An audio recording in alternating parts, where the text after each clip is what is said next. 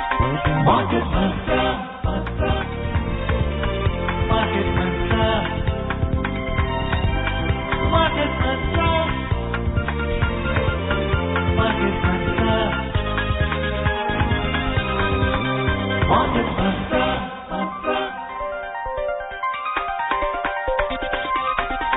Market Mantra. Welcome to this edition of Market Mantra, in which we give you a complete update on the economic, business and stock market news of the day. I am Nishit Kumar and with me is my co-anchor in Hindi, Manoj Pathak. नमस्कार। Market मंत्र के ताजा अंक में आपका स्वागत है। आधे घंटे के इस कार्यक्रम में हमेशा की तरह हम देश और दुनिया की चुनी हुई कारोबारी, आर्थिक और शेयर बाजार से संबंधित ताजा खबरों को लेकर हाजिर हैं। हमारे साथ खबरों पर चर्चा के लिए ऑनलाइन आमंत्रित हैं वरिष्ठ आर्थिक पत्रकार सुषमा रामचंद्रन। सुषमा जी, कार्यक्रम में आपका बहुत बहुत स्वागत है। Thank you Manoj. आइए शुरुआत करते हैं अंग्रेजी में हेडलाइन से, जिसे लेकर मौजूद हैं निशित Kumar. Domestic stocks log losses of more than 0.5%. Sensex falls below 52,200 and Nifty declines below 15,700. Rupee appreciates 26 paise against the US currency and Brent crude prices hover around $69 per barrel. घरेलू शेयर बाजार में बिकवाली तेज, प्रमुख सूचकांक 0.5% से अधिक गिरावट के साथ हुए बंद। सेंसेक्स 52,200 से नीचे आया, निफ्टी 15,700 के स्तर से नीचे फिसला। अंतर बैंकिंग विदेशी मुद्रा बाजार में $1 की तुलना में रुपया हुआ 26 पैसे मजबूत और अंतर्राष्ट्रीय बाजारों में ब्रेंट कच्चे तेल की कीमत $69 प्रति बैरल के आसपास रही।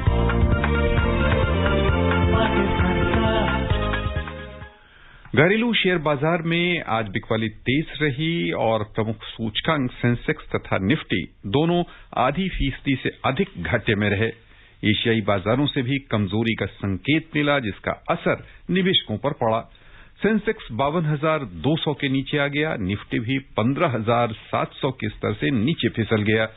बॉम्बे स्टॉक एक्सचेंज का सेंसेक्स कारोबार के अंत में 355 अंक यानी 0.68% घटकर 52,199 पर बंद हुआ।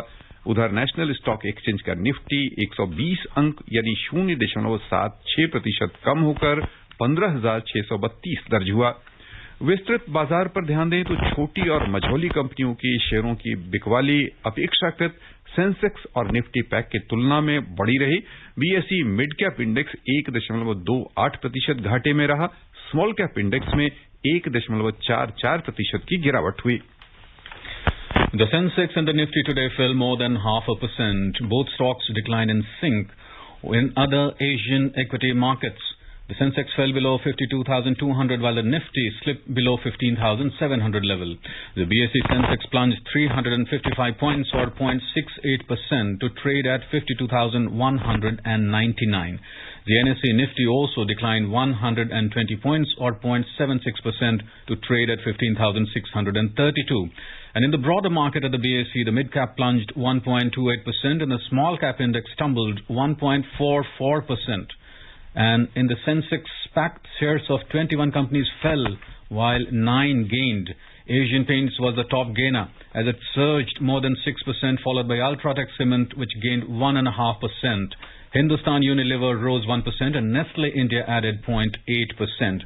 While on the other hand, IndusInd Bank plunged 3.3% and Tata Steel declined 2.7%. NTPC fell 2.4%, while Bharati Airtel and HCL both slipped 2.3%.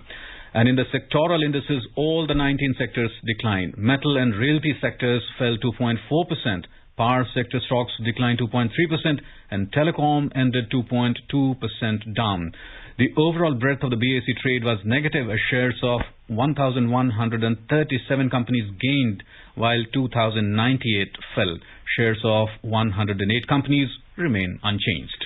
नजर डालें रुपए की स्थिति पर। अंतर बैंकिंग विदेशी मुद्रा बाजार में $1 की तुलना में रुपया 26 पैसे मजबूत होकर 74 रुपए 62 पैसे के स्तर पर पहुंच गया। उधर दुनिया की 6 प्रमुख मुद्राओं की तुलना में डॉलर की स्थिति दर्शाने वाला सूचकांक अंतर दिवसीय कारोबार में 0.09% बढ़कर 92.98 पर पहुंच गया। Well, Sushma, talking of the markets have been in a topsy-turvy mode over the past few sessions, with both the Sensex and the Nifty losing considerably in recent times. Now, what headwinds do you feel is dragging the markets besides, of course, the resurgent pandemic? Well, I think, of course, there is the issue that the market is responding to global cues. And globally, if you see, especially in Asian markets, there has been a bearish trend. The markets are falling there also. And there is focus on other, people are going towards safe haven assets like gold. And then, of course, there has been this relentless selling by foreign institutional investors. They have been, over the last few days, there's been quite a large exit in this particular segment. Banking stocks have also been going down. There have been issues regarding the performance of certain banks, and that has affected the banking sector. Also, once again, globally, there's a feeling that the economic recovery that was going to be, pretty bright, especially in the U.S., is not going to be as good as expected. The 7% forecast of growth for the U.S. has now been downgraded. So, but of course, as you rightly pointed out, the key issue, is the pandemic. The fact that the virus has, resurfaced in many parts of the world.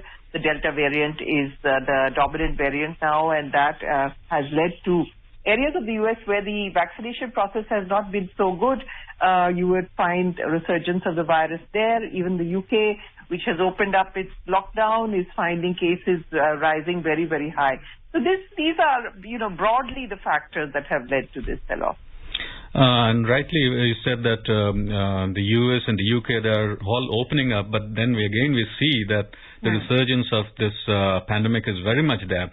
And talking of the US bond yields, they are trading at their lowest almost since almost mid-February at 1.25%. So how far is it indicative of the directions the markets are going to take in the coming times? Well, I would think that this is, this would be a temporary downtrend as far as global markets are concerned, because there has been, we have seen a great bull run in Indian markets and even in the foreign markets, despite the pandemic. So I would anticipate that, the revival that we have seen in the U.S. economy, of course, it has been affected by the fact that there has been a resurgence of the COVID, but there is no doubt that it's on the uptrend, and this is evidenced also by the fact that crude supplies are also we are having an issue on crude prices having gone up in linked to the higher demand. And even within this country, I would not think that this particular लगता है हम hello जी आ रही है आवाज आपकी So even in this country, I would not anticipate that this particular spell of the sell-off, this bearish trend, would last for long. I would expect that we will come back to the bullish trend, because the markets are looking towards, are anticipating a better economic recovery after the second wave, simply because though the second wave was very disastrous in terms of illness and in terms of death, but in terms of the fact that there were a lot more areas of the economy that were actually working, as opposed to the first wave last year.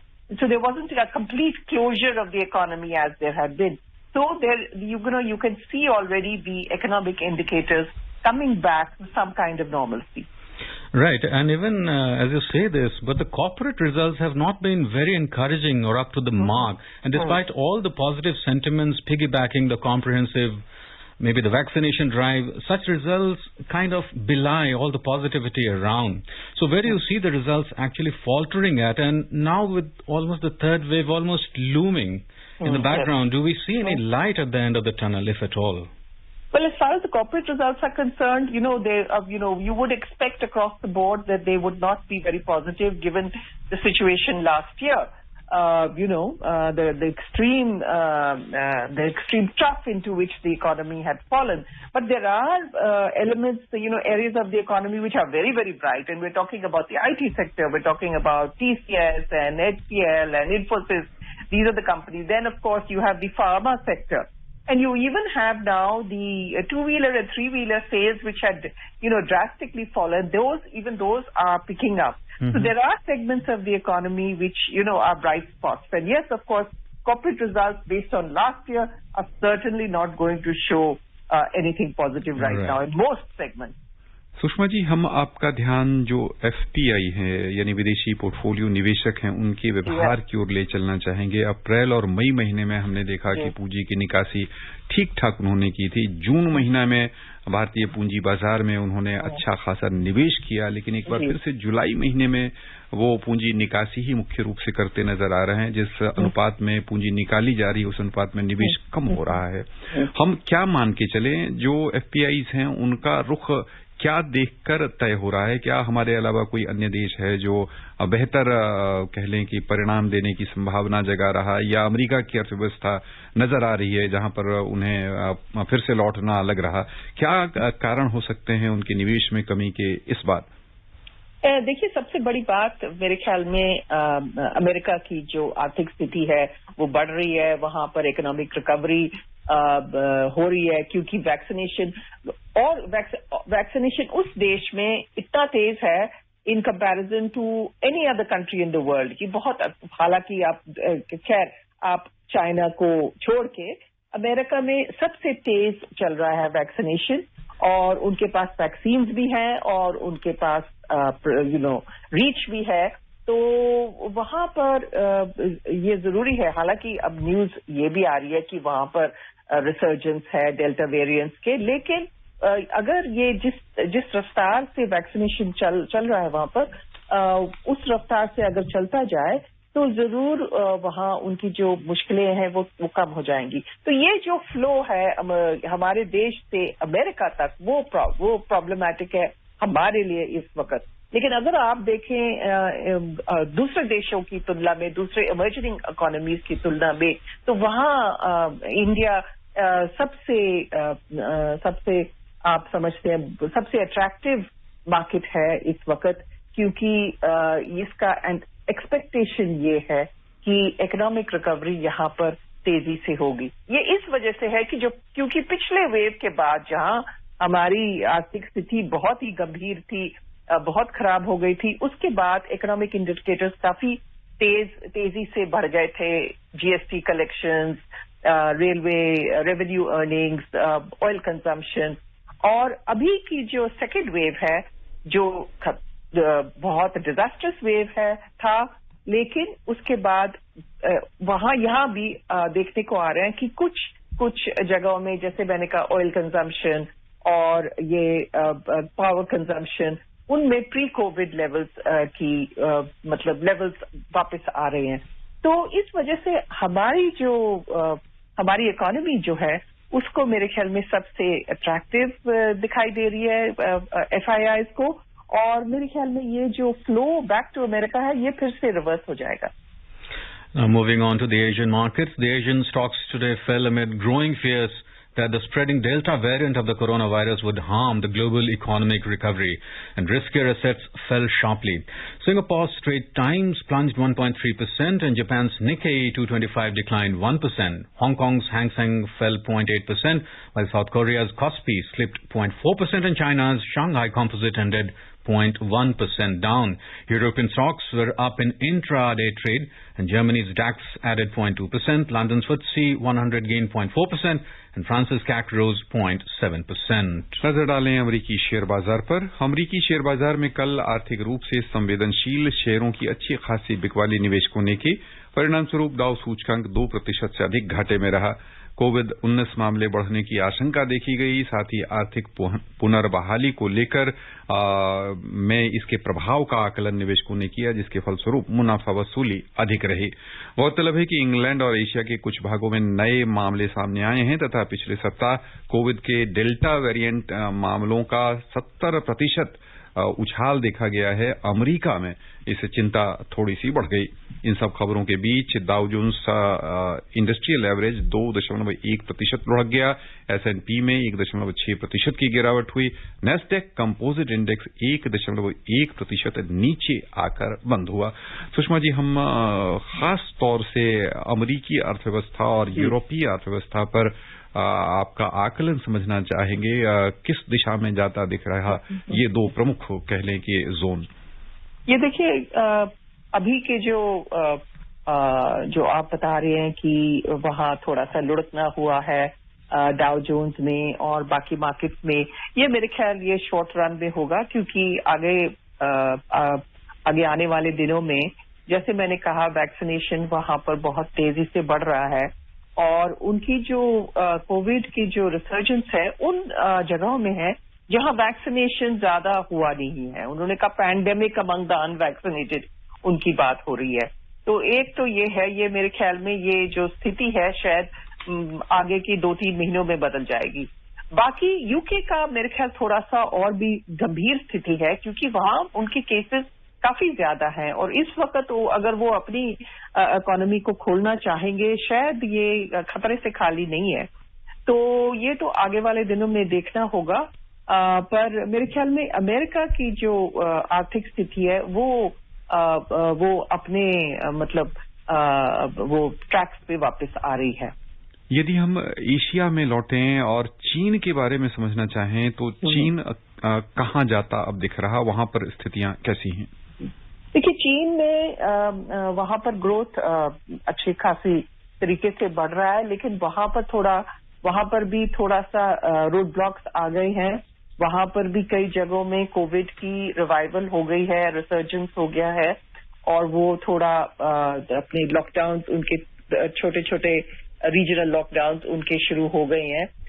लेकिन मेरे ख्याल में उनकी after all ये जो globalisation है, चीन की जो आर्थिक स्थिति है वो बाकी देशों से लिंक्ड है।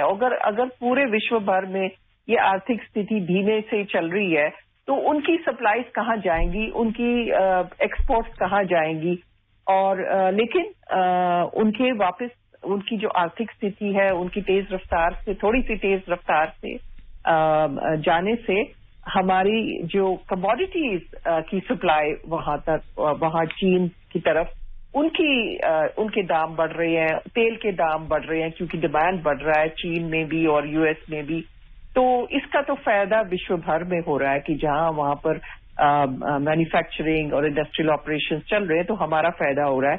तो पर चीन की भी स्थिति तभी ठीक होगी जब विश्व भर में बाकी देशों की होगी।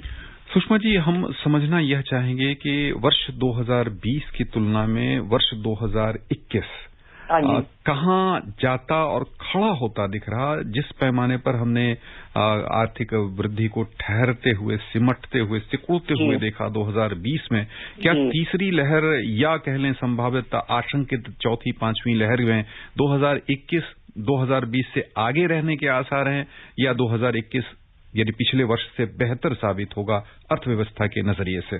देखिए, इससे आप तो इतने साल आगे की बात कर रहे हैं कोविड और पैंडेमिक की, वो तो मैं ज्योतिषी तो नहीं हूँ और ये जो पैंडेमिक है मैं आपको वही बता सकती हूँ जो एक्सपर्ट्स कह रहे हैं। वो ये कह रहे हैं कि जो 1915 का जो स्पेनिश फ्लू था उसके कई वेव्स हुए थे, एक नहीं था, दो नहीं था, 4-5 वेव्स हुए थे। और तो इसलिए वो संभावना ये है कि तीसरी वेव भी आएगी, चौथी वेव भी आएगी, लेकिन तीसरी और चौथी वेव खैर इतनी खराब नहीं होनी चाहिए क्योंकि हमारा वैक्सीनेशन प्रोसेस शुरू हो गया है, कई हमारे लोगों को प्रोटेक्शन इम्यूनिटी बन गई है। अब आगे अगर 2022 तक जा सकता है, ये हो भी सकता है, लेकिन ये जो सवाल है शायद एपिडेमियोलॉजिस्ट का मतलब आपको जवाब दे सकते हैं ये आगे मतलब ये वेव आएंगी कि नहीं। लेकिन मैं ये कह सकती हूँ कि हमारी जो आर्थिक वृद्धि है, हमारी आर्थिक वृद्धि इस साल पिछले साल से जरूर तेजी से जाएगी।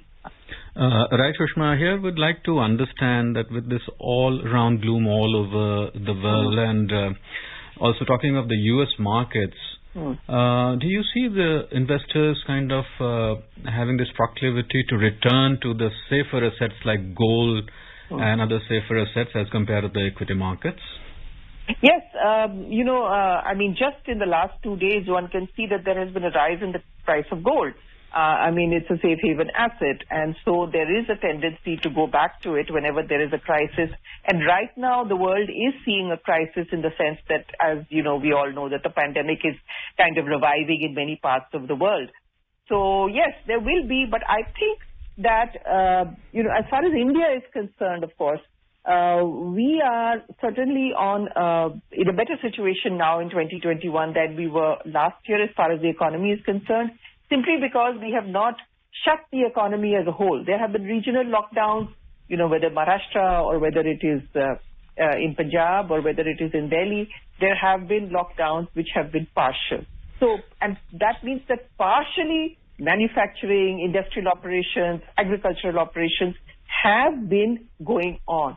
So the impact of the second wave, though it was, as I have said, probably repeated myself, that it was disastrous as far as health is concerned, as far as deaths are concerned, but it was not so disastrous on the economy because the entire economy was not shut down at one go.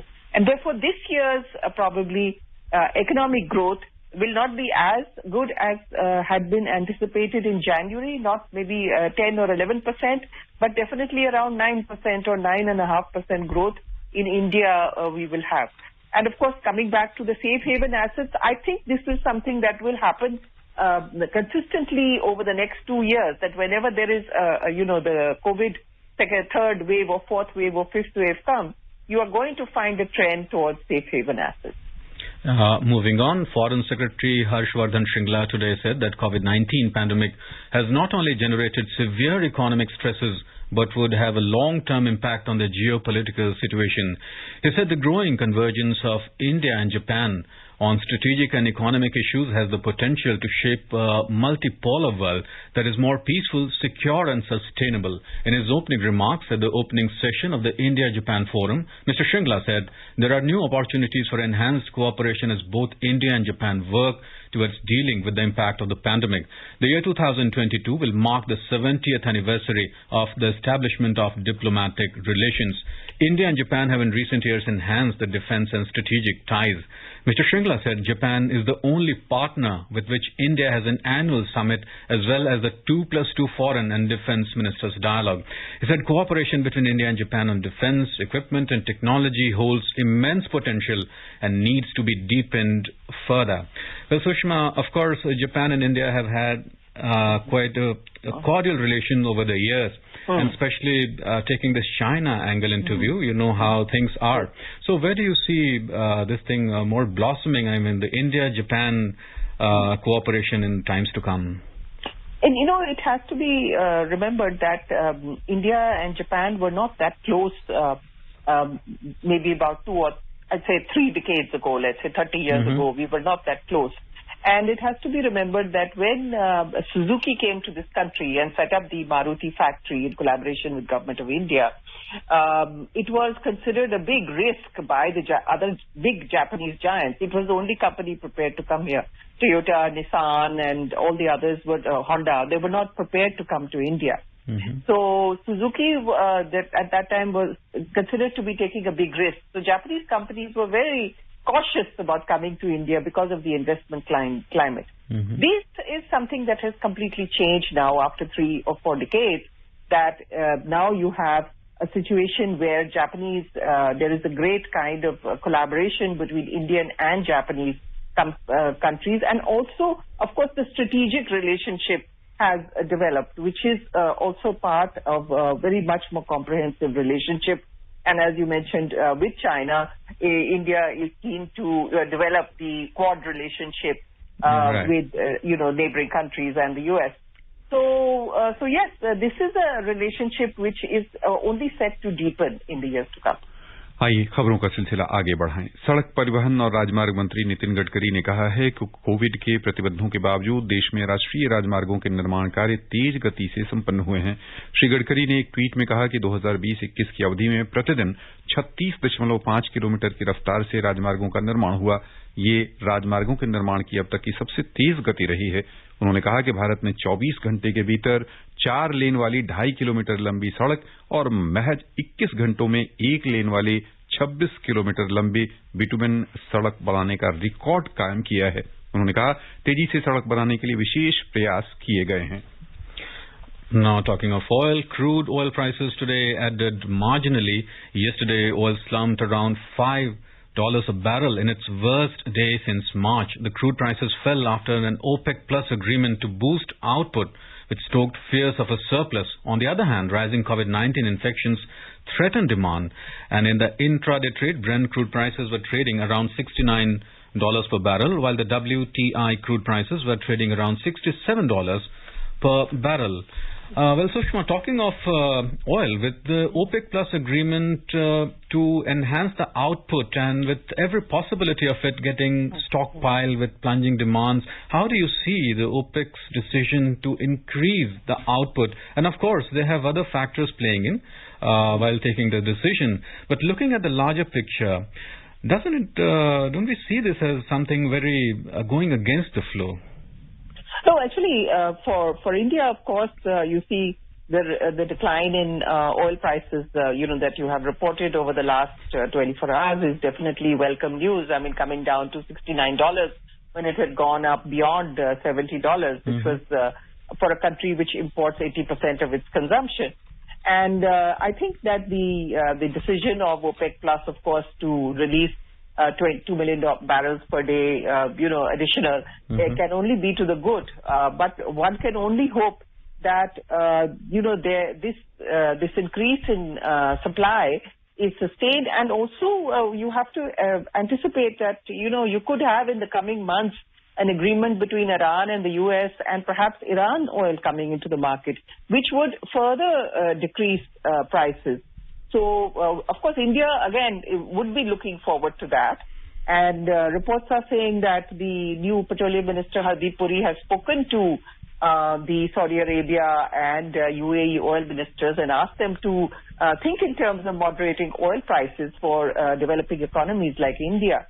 So, India, of course, would welcome any increase in oil supply and a moderation in oil prices, which I think you are going to see that scenario. I don't think you are going to see such a huge spike as was anticipated earlier. Sushma ji, यदि हम तेल की कीमतों को समझना चाहें तो यह किस हद तक और नीचे आने के आसार हैं? आने वाले दिनों में किस स्तर तक नीचे आएगा तेल का दाम? देखिए, दो वजह होंगी अगर वो नीचे आएगा। एक तो ये कोविड के ऊपर डिपेंडेंट है। अगर डिमांड बढ़ जाती है अमेरिका में, चाइना में, इंडिया से, तो ये डिमांड की वजह से, और अगर सप्लाई इतनी ही रही, बहुत ज्यादा बढ़ी नहीं, तो फिर प्राइसेस बढ़ जाएंगे। लेकिन अगर ईरान की सप्लाई मार्केट में आ जाती है, अगर ईरान और यूएस में कुछ एग्रीमेंट हो जाता है, वो सैंक्शन विड्रॉ हो जाते हैं और ईरान का ऑयल आ जाता है, तो जरूर इसमें कुछ कमी आ जाएगी, कंट्रोल आ जाएगी।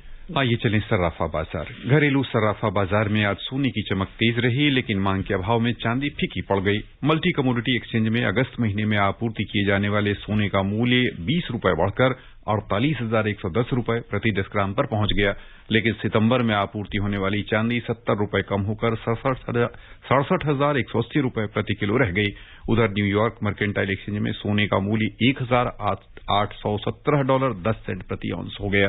चांदी भी $25.20 प्रति औंस के स्तर पर पहुंच गई। बस यहीं पर श्रोताओं की ओर से सुषमा जी आपका बहुत बहुत धन्यवाद। Thank you Manoj. And before we close, a reminder of the headlines. Domestic stocks log losses of more than 0.5%. Sensex falls below 52,200 mark. Nifty declines below 15,700. Rupee appreciates 26 paise against the US currency, and Brent crude prices hover around $69 per barrel. And that's it in this edition of Market Mantra. From me, Nishit Kumar, and my co-anchor Manoj Pathak. It's adios till we meet again tomorrow.